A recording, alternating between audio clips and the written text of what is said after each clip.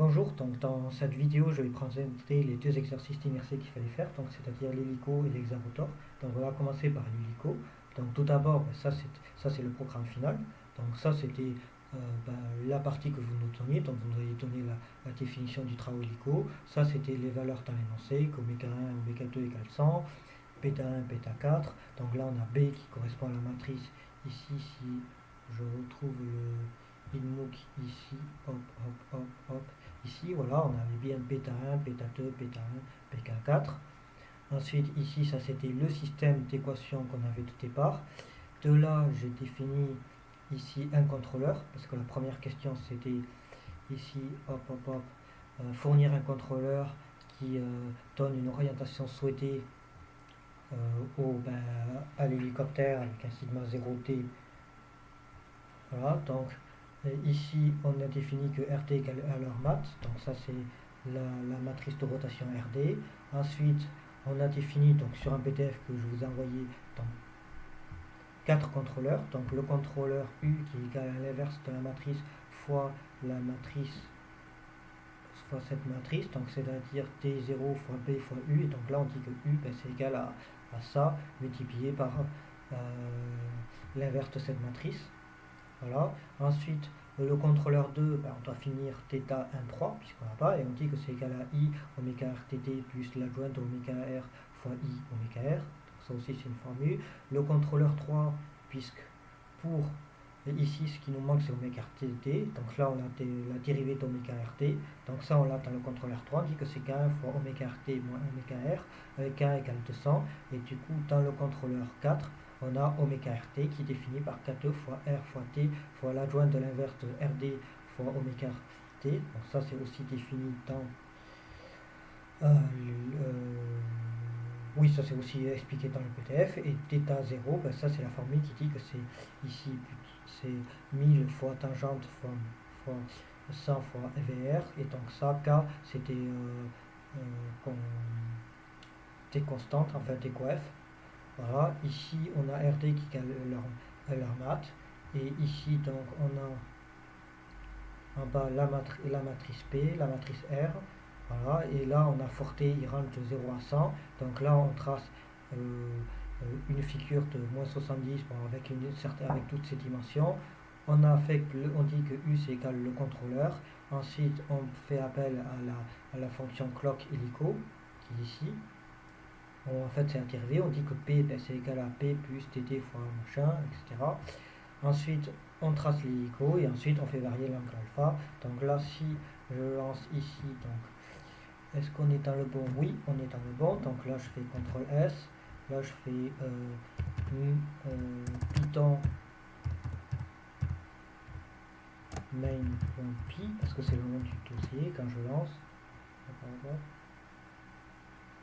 Voilà, ben là j'ai l'hélico qui se déplace suivant la direction souhaitée. Voilà, on le voit. Voilà, j'ai pas besoin de faire toute la simulation, donc là j'arrête. Hop. Ensuite, il demandait à la question de réaliser un looping, donc là je mets entre qui met ça, hop, je enlève les commentaires ici aussi, hop, hop. Donc ça aussi c'est expliqué dans le PDF, mais en gros ici on a le contrôleur, donc ici on a les coordonnées globales qui est QT0, donc on a la matrice RT qui est égale à une matrice identité 3, donc on dit que si Q égale 0, donc ça c'est le premier cas, on met le couple à 300, donc lorsque l'hélico arrive à une hauteur de 26 mètres, on dit que T0 égale T, Q égale 1, donc si Q égale 1, on arrête de faire tourner les pales, le couple, donc on dit que l'angle c'est 0 de T moins T0 avec 0, et donc si T moins T0 supérieur à pi, donc c'est-à-dire qu'on a fait quasiment un tour, Q égale 2, et donc là on dit sinon, donc lorsque Q égale 2, on dit que TT0 c'est égal à 1000 fois tangente, c'est-à-dire la formule qu'on avait précédemment ici, et ensuite on utilise les différents contrôleurs, c'est-à-dire le contrôleur 4, le contrôleur 3 et le contrôleur 1. Donc là j'enregistre et si je lance, CTRL C pardon, si je lance, hop, ici, voilà. Par contre, ça risque que la simu prend un peu de temps parce qu'il prend du temps à faire le looping. Donc voilà, l'hélico avance.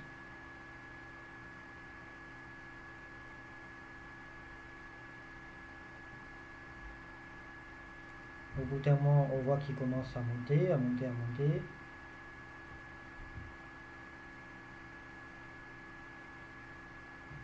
Donc là, on voit bien que 20 mètres, c'est à peu près là. Donc on voit bien qu'il arrive à peu près à 30. Bon, après, même si c'est un peu en diagonale, on voit à peu près qu'il est à peu près au niveau de 30. Donc là, il commence à tourner, à faire son looping. Voilà. Il tourne, il tourne, il tourne.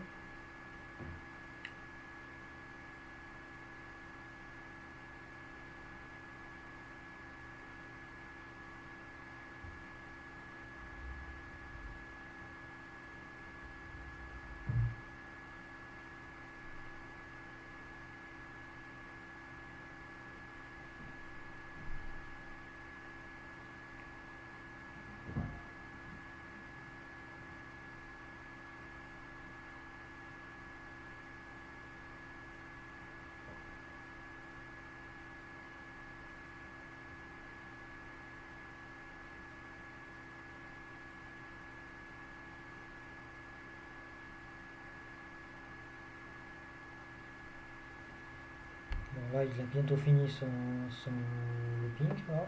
Hop, hop, hop.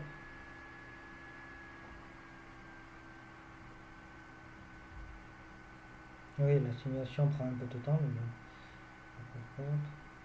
Donc là, il a fait son tour.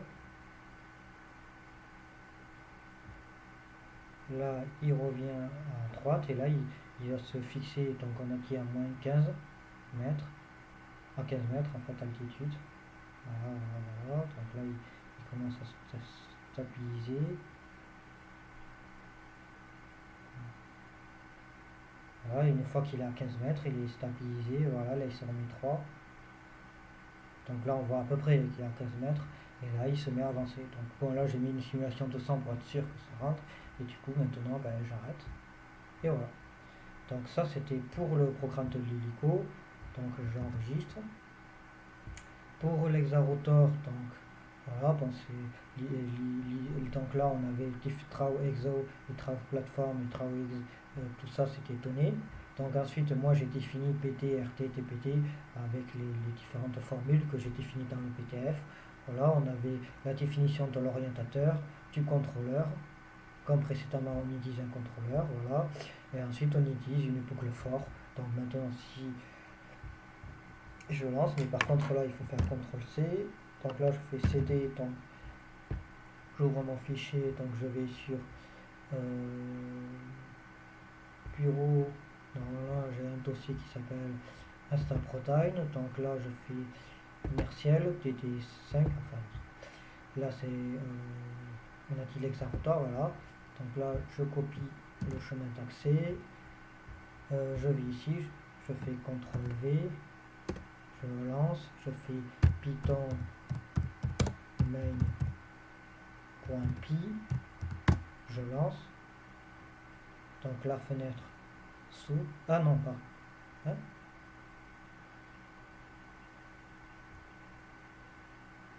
Ah ben ça, ah oui pardon, ok CTRL-C, c'est parce que j'ai pas fait l'espace, CTRL-V, Hexarotor, voilà, là j'avais pas vu qu'il y avait un message d'erreur ici qui disait que ben, il trouvait pas le répertoire, donc là je fais Python main.py, hop, je lance, donc il se charge. Et là, voilà, ben là j'ai bien l'hexarotor là, qui se déplace et qui se met au niveau de la plateforme. Et au bout d'un moment, on va voir qu'il se stabilise avec la plateforme. Voilà, là il se met, voilà. Voilà, voilà il a stabilisé. Et donc toutes les équations ben, sont définies dans le PTF. On a expliqué comment on avait, parce que dans l'énoncé ici, on est parti de l'énoncé, on avait ici voilà, Q et D. Et on disait que voilà, le couple c'est égal à Q fois 10 fois F. Voilà, et que chaque force est contribuée à la résultante du repos avec TI fois FI, et en faisant tout ça et en partant toujours du système d'équation que P égale R machin, bah, du coup on retrouvait en fait toutes les équations qu'il fallait implémenter dans notre programme. Voilà, donc là c'est fini. Donc voilà, bah, la vidéo est finie. Donc voilà, donc là on avait le programme pour l'hélico et le programme pour l'hexarotor. Voilà, donc je peux couper la vidéo.